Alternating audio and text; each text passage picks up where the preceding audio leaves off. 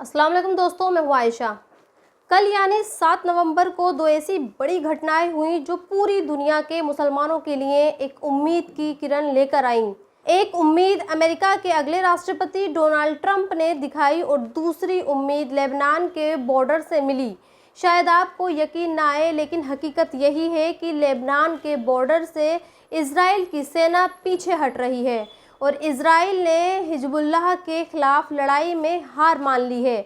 Israel ने पहली बार Lebanon के बॉर्डर से अपने 50,000 सैनिकों को वापस बुलाया है। आखिर क्यों इजराइल ने ऐसा किया और क्यों आज दुनिया के मुसलमान ट्रंप की दिखाई उम्मीद से खुश हैं? आज आपको इन दोनों सवालों के जवाब मिलेंगे और पूरे फैक्ट्स के साथ मिलेंगे। लेकिन मैं ये चाहती हूँ कि सबसे पहले आप ये दो तस्वीरें देखें, क्योंकि ये दो तस्वीरें हमारे देश के दोहरे रवैये को दिखाती हैं और ये बताती हैं कि हमारे देश में जो जगह और कदर हिंदुओं की आस्था के लिए है, वो मुसलमानों के लिए बिल्कुल भी नहीं बची है। हम सभी जानते हैं देश भर में छठ का त्यौहार मनाया जा रहा है और ये त्यौहार बिहार के लोगों के लिए ख़ास अहमियत रखता है। इस त्यौहार से उनकी आस्थाएं जुड़ी हैं और वो अलग अलग नदियों पर जाकर छठ पूजा के अपने सभी रिचुअल्स फॉलो करते हैं।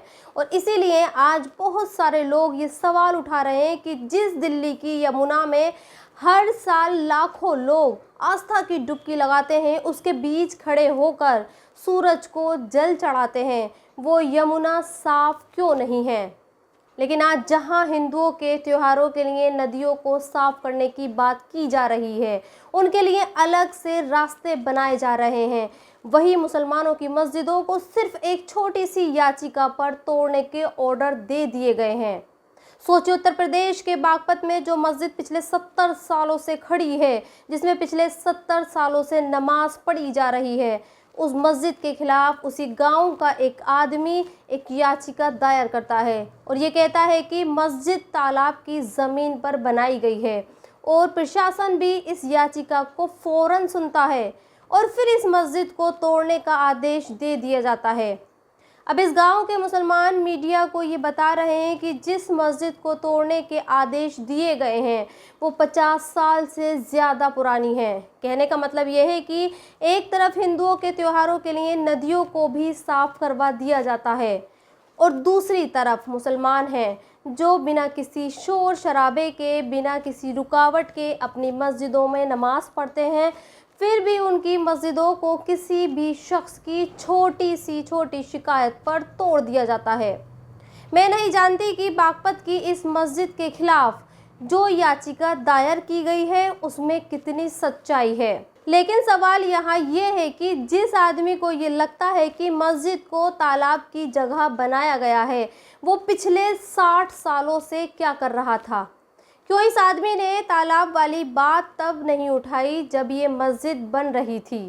खैर, आज पूरा प्रशासन, उत्तर प्रदेश की पूरी सरकार कुंभ मेले के आयोजन को लेकर एड़ी चोटी का जोर लगा रही है और ये इंतज़ाम कर रही है कि कुंभ मेला जब शुरू होगा और उस मेले में जब 6.5 करोड़ लोग आस्था की डुबकी लगाने के लिए आएंगे तो उन्हें किसी तरह की कोई परेशानी ना हो। लेकिन एक गांव की एक मस्जिद को एक शख्स की शिकायत पर तोड़ा जा रहा है। इसीलिए मैं ये कहती हूँ कि अब हमारे देश में हिंदुओं की आस्था के सामने मुसलमानों की कोई हैसियत नहीं बची है। खैर, आपको अब ये बताती हूँ कि नेतन्याहू क्यों लेबनान से इजराइल की सेना को वापस बुला रहे हैं।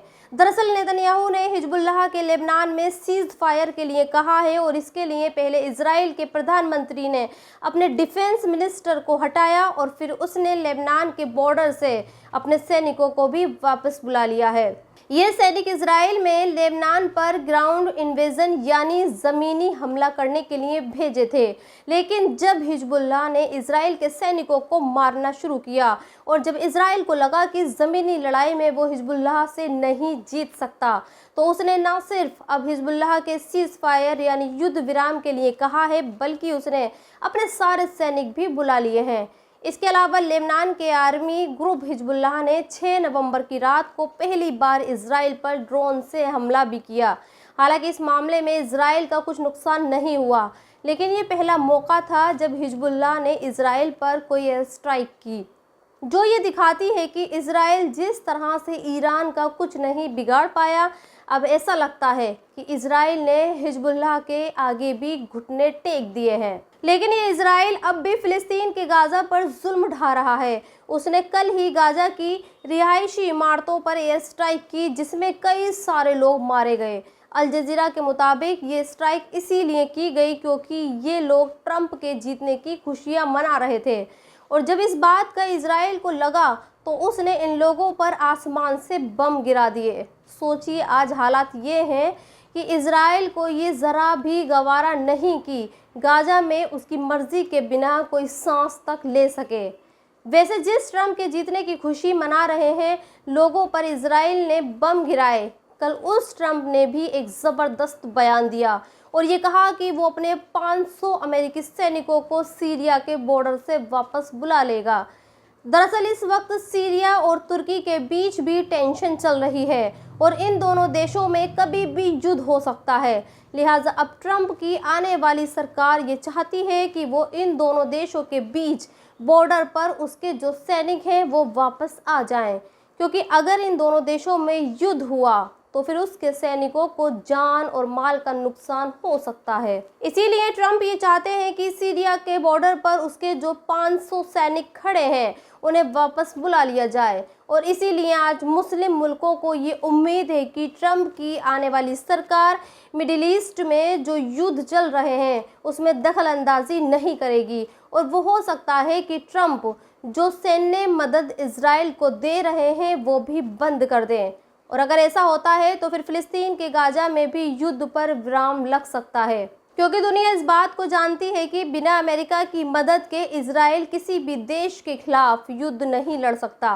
खैर, अब मैं आपको दो और ख़बरों के बारे में बताती हूँ जो हमारे मुसलमानों के कैरेक्टर और अखलाक को दिखाती है। आज मुंबई की इस महिला जर्नलिस्ट का भी वीडियो वायरल हो रहा है। ये महिला अपने फटे हुए कपड़ों को दिखाकर ये बता रही है कि उसकी ये हालत समाजवादी पार्टी के नेता अबू आज़मी के गुंडों ने की है, और इसलिए की है क्योंकि ये महिला मोहल्ले में इकट्ठा होने वाले कूड़े के ढेर के मुद्दे को उठा रही थी, और ये कह रही थी कि जहां से अबू आज़मी नेता है उस इलाके की हालत ऐसी है कि वहाँ कूड़े के ढेर लगे हैं, और इसी बात पर अबू आज़मी के लोगों ने इसके साथ मारपीट की। मैं ये नहीं जानती कि सच क्या है, लेकिन हाँ इतना ज़रूर जानती हूँ कि एक मुसलमान के अखलाक ऐसे नहीं हो सकते कि वो किसी औरत के साथ मारपीट करे। अगर ये महिला झूठ बोल रही है और इसके लगाए गए इल्ज़ामों में सच नहीं है तो भी अबू आज़मी को मीडिया के सामने आकर सफाई देनी चाहिए और ये कहना चाहिए कि उसके लोगों ने जो इस महिला के साथ किया है वो गलत है और उसको माफ़ी मांगनी चाहिए। तो दोस्तों, इस वीडियो में इतना ही। आप भी अपनी राय कमेंट्स बॉक्स में लिखकर मुझे ज़रूर बताएं, और अब तक आपने मेरे चैनल को सब्सक्राइब नहीं किया है तो प्लीज़ सब्सक्राइब ज़रूर कर दें। शुक्रिया।